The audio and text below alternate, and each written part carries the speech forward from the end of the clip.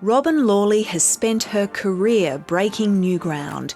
She's graced the pages of magazines like Cosmopolitan, Glamour, Look, Marie Claire and Elle. Robyn was the first so-called plus-size model shot for Australian Vogue, the first to appear in a campaign for Ralph Lauren and the first to feature in the Sports Illustrated swimsuit edition. But it's that description, plus size, that Robyn disputes. She says it doesn't fit, and she's long campaigned against it.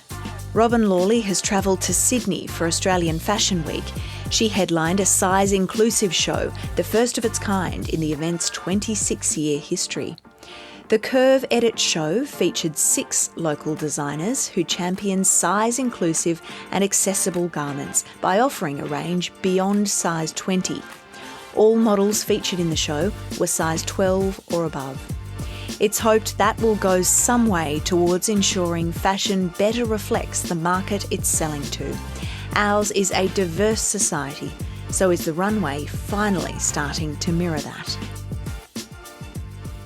And model Robyn Lawley joins us now in the studio. Robyn, great to have you on this morning. Now, the Curve Edit show was on Thursday night, or Thursday. How did it go? Amazing. You know, we were blown away with the response, but we were hoping for that kind of response.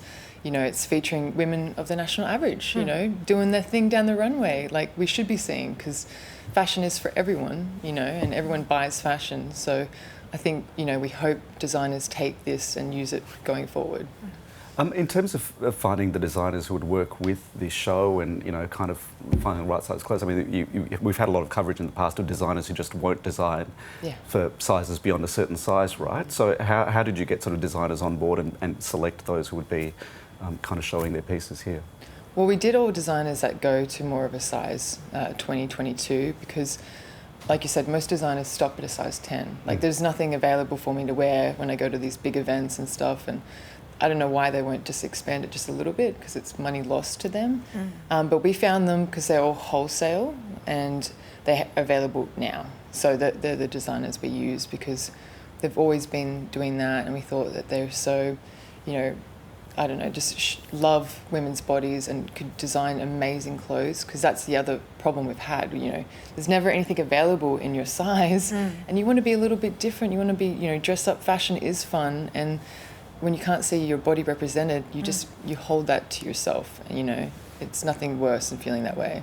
And it's great to have those designers that are passionate about that issue, but just purely on a financial and a business sense as well, to appeal to a broader market and to reflect the market that you're selling to. Surely that makes good business sense, and that argument of the fact that they can't make sample sizes in a range of different sizes just doesn't fly anymore, does it? No, I think Givenchy could make a sample size a little bit bigger. You know, I think they've just been obsessed with this 15-year-old skinniest as they can. And I'm so sick and tired of everyone going, no, they, you know, include different ranges and different. I'm like, no, they don't. I've been at these runways. I've seen these girls starve. I've seen them throwing up before or after they've eaten. I've seen it all.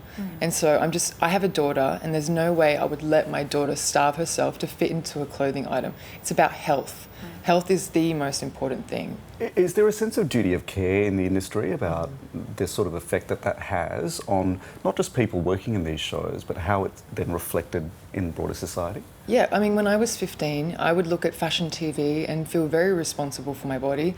And I didn't feel good enough, you know, just by watching those runways. And I know not everyone is into fashion that much, but I think it is. But it's everywhere, you see it. It's everywhere. It's like who you are as a person. We can't help but judge and identify with the clothes you wear. So I think that's why it's so important, because it does have a, you know, profound effect on young girls especially, and men for that matter. You know, we couldn't actually get any male wholesales for the plus size or range of sizing, because there's not much fashion for bigger men.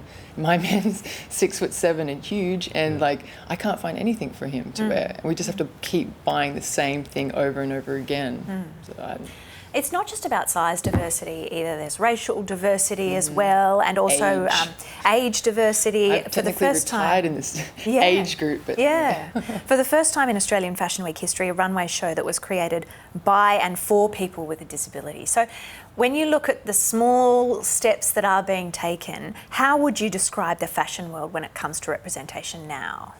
It's definitely come a long way. a few years ago, I couldn't even see a design. I couldn't even get into that, you know, front door because of my size, you know. And I was constantly told I'm just too big. I'm just too big. And I'm like, too big for what? Like life? Like what am I too big for? And this year we have seen more disabilities represented, and I think we are going to see more. You know, if they've got any brains, like, you know, we want to see more. Tell me about the reception that you got this past week. Yeah, I think everyone, they were crying on the catwalk. I could start crying now. I can't even think about it too much because I was trying not to cry down that runway. So I think it's like such a positive effect just to see your body, to see your ethnicity, to see your age. We all need to see that in fashion. What does that mean to people when you kind of, you know, you obviously feel that very closely, and I certainly do when I see sort of diverse casting, particularly in dramas and on television. I get moved by that sort of stuff. Can you articulate what it is that makes people so moved to tears in this situation?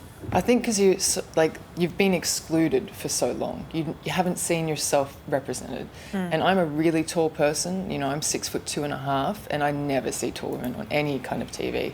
And I saw Brienne of Tarth in Game of Thrones, and I was like, yeah, my God, yes! Like, it's so exciting just to see someone you can relate to, because you know, humanity, we're all a very social species, and so this whole like they're not good enough for us feeling it, you know, it affects you. So I want fashion world to open up. You know, I want them to stop doing this stupid 15-year-old very skinny look, and I want them to, you know, do all ages, because age is a very left out market, and all ethnicities and all sizes. Yeah. Rob and Lily, it's great to have you on the program this morning. Thank you so much for having me. Thank you. Thank you.